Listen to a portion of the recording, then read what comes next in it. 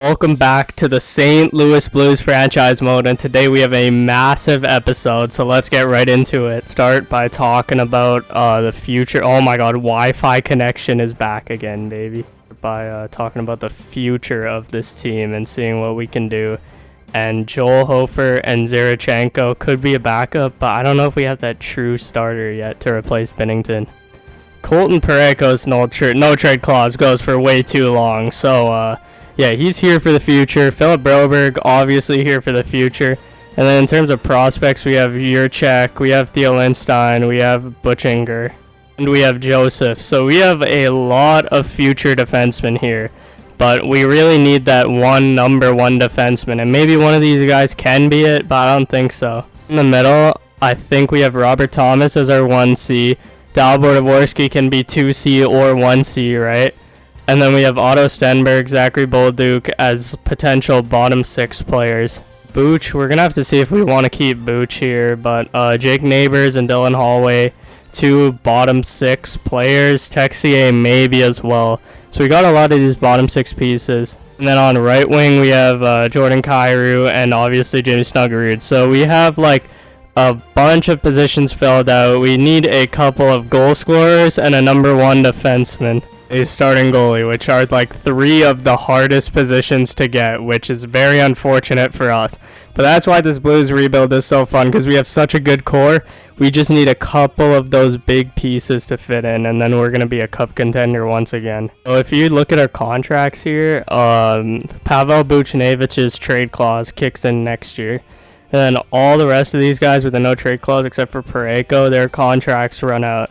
We still have Joseph here. We have Neighbors to extend at the end of the year. So we have a lot of players that could be in play here at this trade deadline, which is what makes it so fun. For like the future, no one's untouchable. Not even Thomas and Kyrou. Like I guess they're untouchable because they have no trade clauses and Parayko, but everybody else, if the right package comes along, best believe they are getting shipped off. But we're only going to make those moves if the right move comes along. You know what I'm saying? We're not going to rush into these moves. There's no point of rushing into these moves. So, you know what? We'll just take it month by month and see what happens. Oh, we have one of these things here. One of these arrows. Jordan Binnington has been injured, only for a little bit. But we're going to get to see Zarenko. Somebody let me know how to pronounce this in the comments. And while you're there, like and subscribe. Maybe I'm tripping, but I feel like Robert Thomas got another X Factor. I could be tripping so hard, but Jordan Binnington is back. I don't even know if Zarenko, whatever his name is, even played a game. We'll see, and oh, he did play. Oh my god, let's keep it moving. Looks like we might have to go into free agency and sign a third goalie, because, yeah, you are never touching the NHL ice again, unless you hit a higher overall. Well, Jordan Binnington is injured, so you know what? We're gonna call up Cranley. He's got to do better than that. Let's see how Cranley did. He didn't even play, so that was better than whatever Zero did, bro. Philip Broberg has been injured for a little bit, which is unfortunate, but you know what?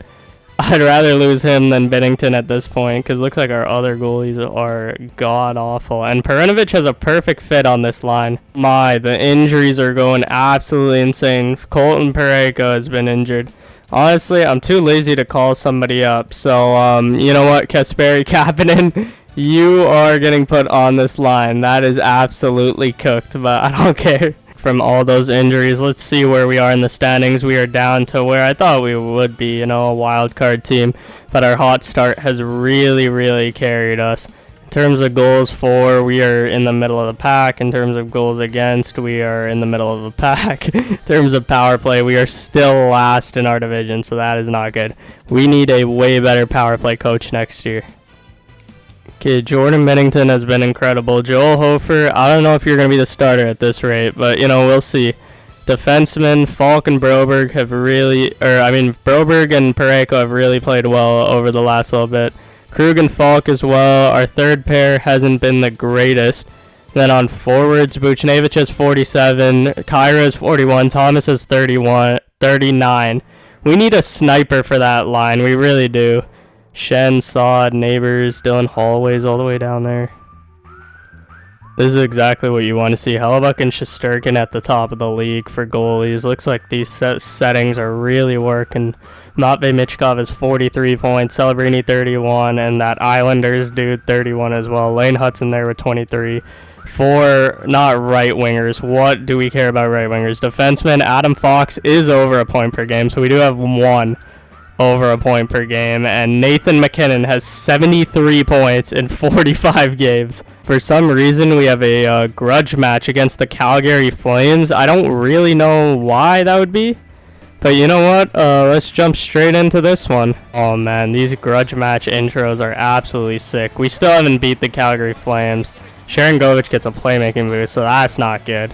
But Robert Thomas gets a scoring boost. That is absolutely perfect. But looks like none of our players have played well against Calgary. That is really unfortunate. But let's get into this game, baby. And here we go. Torpchenko gonna move it up the ice. Texier in. Texier in. Shoots it. Torpchenko. There we go, baby. What a make-a-wish goal. Doesn't matter. Torpchenko. That beauty scores, baby. Damn, that was really the only goal of the entire game. That is insane. Yeah, I kind of want to get to the trade deadline now, low-key. We might play another game in there, you know what I'm saying? Oh, that is not good. Pavel Buchnevich is out, man. That is a rough one. How do we even deal with that? Just put Sauter on the first line. Kapanen goes down to the third, and Sauter can go up here. That should be good. Matty Joe is injured as well. No, man, what is happening to the squad? We might have to call up a forward because that's kind of a long-term injury. I think I have an idea. Sauter, you are going to go to the third line because we're going to call up Jimmy Snuggerud and play him on the first line. I think that is perfect. Jimmy Snuggerud's NHL debut, he has 17 and 18 in the AHL. That is perfect. So if we trade a player, Jimmy Snuggerud can just come up and we'll see what happens. Wait. What happened? I tried to stop it for his debut. Oh, Jimmy Snuggerud got his first point. That is absolutely perfect, baby. Let's go. Fellas, another grudge match against the Canucks. Let's hop in and see Jimmy Snuggerud, how he feels on the ice, baby. Let's go. Grudge match for the St. Louis Blues. Brock Besser gets a scoring boost. That is not good at all. We do not love to see that. Robert Thomas gets a defending boost, bro. You love to see it. Let's see how Jimmy Snuggerud feels. Pettersson, sit down, baby. Thomas for Broberg. Up for Snuggerud. Jimmy Snuggerud. Oh my god, absolutely burned him. But he doesn't have much speed, I will say. But he has some nasty skills. You can already feel the aura. Broberg. Oh, what a save by Bennington. Yeah, here's Jordan Kyrou. Kyrou, oh, I tried to find Snuggerud there. Watch this. Brock Besser, absolutely munched. There we go. Thomas. Captain Thomas in. He's not the captain yet, but I mean, no surprise. He probably will be Broberg. Oh, what a shot from the line. Big save. Period in the books. Not a bad period for the fellas. Jimmy didn't do much, so we will jump into the second period and see, you know, what he can do here. Okay, so Jimmy Snuggerud didn't get any plays that will make the highlight reel, but he had some really good defensive plays there, and you know what? It's all good. You know, he's a young kid, and we got the win. That is, you know what I'm saying. That's good enough. We have the defending Western Conference champion Oilers. We stole two of their players in the offseason. Let's how this goes. Zach Hyman on the power play in his office. McDavid scores, but Oscar Sundqvist scores for us. 3-1. I don't think there's a point of jumping in, but Jimmy Snuggerud, first NHL goal, baby. Let's go. It wasn't his first NHL goal, but I mean, bro, Jimmy Snuggerud is looking nasty, man. 4.5 puck skills. Pavel Buchnevich, man, you could be expendable. You could be. Jimmy Snuggerud has grown an overall, but Pavel Buchnevich is back. But Jimmy Snuggerud, let's see how he did in his games. 6 games, 2 goals, 2 assists, 2 penalty minutes. You know what? We will take that. Colton Parayko has been injured here. I don't know why these clips can't upload, which is stupid. Stupid, dumb PS5 system. But Perinovich is going in. I don't think that's accurate. What is going on? Oh man, our defense is getting decimated. What are the injuries at, bro? Why are there so many? This is actually insane. I see why Tactics cheats and plays with it off, but like, dog, I mean, it's not that annoying because it happens in real life, but like, come on, bro. Here at the trade deadline, and we have fallen down to 7th in our division, unfortunately. Dallas is stinking up the bed. We have over three goals a game, which is decent, you know, but we're giving up more than we score now, which is unfortunate. Power play still sucks. PK looks like it's one of the better ones in the division, so it looks like we've been on a slide these past 10 games. I think it might be time to trade some players. And we are only going to make a trade if the trade is the right trade. We're not going to force trades. All of our top players are over 50 points, but I mean, I don't know, man. Does the 50 points matter when your line is a minus? Let's see what our defense looks like. I mean, I don't think it's much better. Falk has 26 points, Krug has 22, Broberg 21, Pareko 17, and then in net, they both have over 900 now. Around the league here, Hellebuck and Shesterkin doing their thing. Matvey Michkov has 57 points as a rookie. For defenseman, Adam Fox is a point per game and a plus 13. And then the one player has surpassed 100 points. Surprise, surprise, it is Connor McDavid. Okay, players that could be moved. Any of our goalies, pretty much. You know, I'd like to keep the younger guys, but if there's a trade that they have to be included in, they will be gone. Pareko's here to stay because of the no trade clause. I'd like to keep Broberg. Falk and Krug have no trade clauses. So really, we can't trade any of our defensemen unless we trade Joseph, which could be a big possibility. And Buchnevich can be traded. Shen can't. Buchnevich is like, you know, there's a high chance we trade him, but it's only for the right prospect or draft pick. Matthew Joseph could be traded as well. Sod can't. Neighbors might, but probably not. Foxa can. Sundqvist can, and then anyone down here obviously can.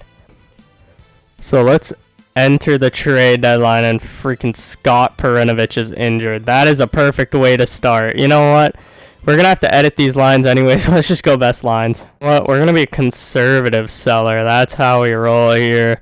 Let's see what is available. Mikhail Granlund is available, so it isn't a strong trade deadline, which is good because teams are going to be very interested in some of our players. We're just going to go through these prospects and see if oh my god, an elite high defenseman. Alexander Nikishin is on the block, although I did get him at the Jets franchise, so I don't know. That is the kind of player we are looking for, though. 110%. I don't know if he can be a #1 defenseman. These clips won't upload. Oh, okay, well, this is a must. Jordan Kyrie's brother is coming to the team no matter what, so we're gonna see if there's a better option out there, though, obviously, but we're gonna come back to him.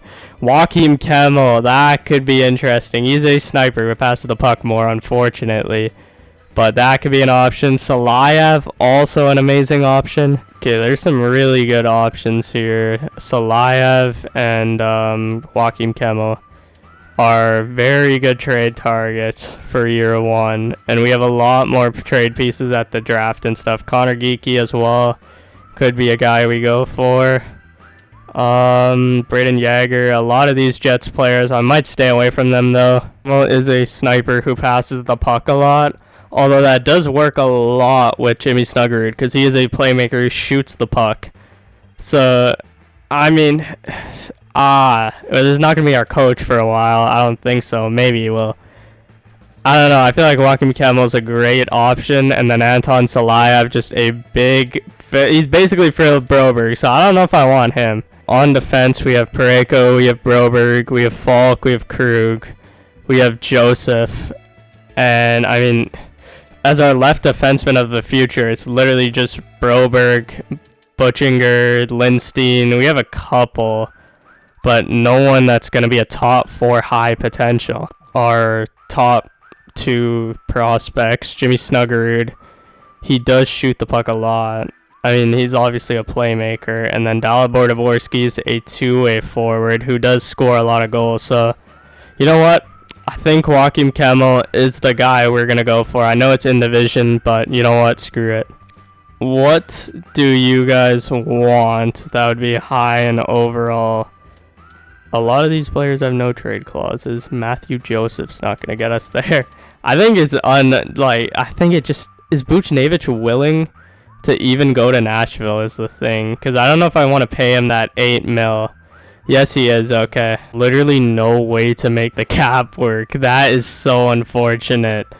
That sucks. There's literally no way to make the cap work. I tried for 2 hours, as you can see.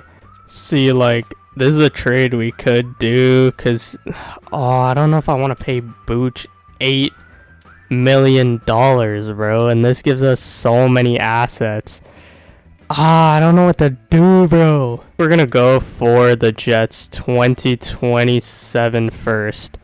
If we can somehow landed, that would be so perfect. Oh my god, they will do it. Do we do this trade, though? Do we do this trade is the real question. Can we get away with a 4th? Maybe.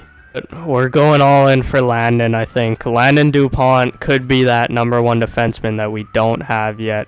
Colby Barlow, Braden Yeager, these are great grade B prospects. I don't know what I was trying to say there. But Buchnevich, we love all you've done for St. Louis, but I do not want to pay you $8 million as the new GM here. Pavel Buchnevich is a Winnipeg Jet, and we have a 2027 first-round pick. Yeah, I think we're going to do this trade, trading Radek Faksa for a Ottawa Senators 4th-round pick and a 7th defenseman. It's not much, but Radek Faksa is a pending UFA. We're going full tank. We just traded one of our best players, our leading scorer. So Radek Faksa, see you in Vancouver, buddy. Oh, we can get a 3rd-round pick for Kasperi Kapanen. I mean, this gives us a bottom 6. This gives us a player for 3 years. So Justin Edward is a trade asset. Do we want that though? Kind of want to get that contract spot free. So we'll take this trade from Nashville. A 3rd-round pick for Kasperi Kapanen. Oh my god, we could get a 3rd-round pick for Torpchenko. We'll take this Boston Bruins trade. Oh my god, we are fleecing teams. Can we get a trade for Perinovich? Is there enough time? Where the hell is this guy? Perinovich, where are you? No, we didn't get the trade off. No. Look at future players here. So for forwards, we have 1, 2, 3, 4, 5, 6 on the NHL roster. I think we're gonna extend Neighbors right now if we can. In the system for forwards, we have 1, 2, 3, 4, 5 other players. So we have a lot of forwards that could be also in play for a trade and in play for our future. For defensemen, we only have 2 on the NHL roster, but we have 3 in the system. Our defense is coming along slowly. And then for goalies, we got 2 goalies who could be on the NHL roster. You know what? We're just going to simulate until the end of the year. I know it's boring, but we're going to simulate till the end of the year. And then next episode, we are literally going to trade every single player. So stay tuned for next episode, but keep watching because we're going to do a season recap real quick. So for next episode, I won't be in this ghetto setup, bro. I'll be, so you guys won't hear the freaking, what do you call it? The storage room noise and stuff like that. But 80 points on the year. We didn't do that great. But you know what? We had a hot start. We gave the team this chance to compete, and they didn't compete. So they got their best player traded away, or one of their best players. We didn't do too bad in goals for. Goals against, we were also middle of the pack. Our power play was better than 2 other teams, which is interesting. And our PK was one of the best. How did we do so bad? What? At worst, the 8th pick in the draft. And in this draft, that is a blessing because there is so many elite talent to add to the St. Louis Blues. I swear if I get Roger McQueen, I'm going to be pissed because, like, dog, I don't want to get the same players. I already got Yeager and Barlow. They might be traded in the future. You never know. They won't be, like, big focuses like they were in the other one. Trying to do this as fast as possible. Jordan Minnington and Joel Hofer, amazing seasons. You know what? We will take that. Why does it always say can't upload? Justin Falk, 31 in 82 games. Philip Broberg was a plus, 27 in 79. He is here to stay. Torrey Krug might get moved in the offseason. Same with Falk. Pareko's here to stay because of his contract. Nick Leddy, 21 and 82. He's probably getting moved as well. Joseph, we're going to re-sign him probably. Oh, I forgot to extend Neighbors. That's incredible. Too much more than he would have at the start of the year, but he did have 36 points, which I don't know how that ranks. But Jordan Kyrou, 73 points. That is not a career high, but you know what? Once he gets another line mate, that will be a career high. Robert Thomas had 86 last year, down to 68. Don't worry, Bellas. Don't worry. It will. You guys will get up there to those 90 overall players once we get you the proper team. It's a process. Captain Braden Shen, 47, could be moved. I don't know because he's the captain. Sauter, 37. Jake Neighbors had 36 points. He scored 27 last year. Almost the same point total, though, so a bit more well-rounded. Dylan Allway at 33. That has to be a career high. There's no way that's not a career high. That is. Texier at 33. Joseph, 23. Sunquist, 19. Jimmy Snuggerud, he is going to be playing a big role on this team next year. Next year is really when this series starts. This first year was to see what we're doing, but we're rebuilding. And Zach Dean, I mean, he probably didn't play much. Our league stuff, why don't we? If you're still here, drop a like, subscribe. Jacob Markstrom had 41 wins. Save percentage-wise, I mean, Georgia might win the Vezina low-key, although it's very close between these two guys and Shesterkin. It is a very close goalie race.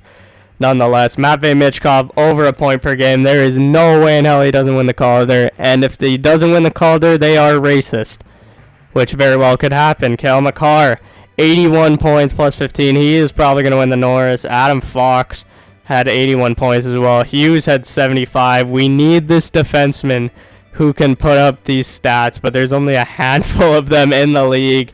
That's why we got that 2027 first, because we are hoping and praying that we can somehow land Landon. Forward-wise, Nathan McKinnon at 137 points. All right, no biggie. Connor McDavid, 134. Austin Matthews had 74 goals. Mikko Rantanen at 74 assists. What a season. We need these top-end players. That's all we are missing, these top-end players. Next episode, we are going to trade every single player, so make sure you are here for that episode, and I will see you guys in the next one.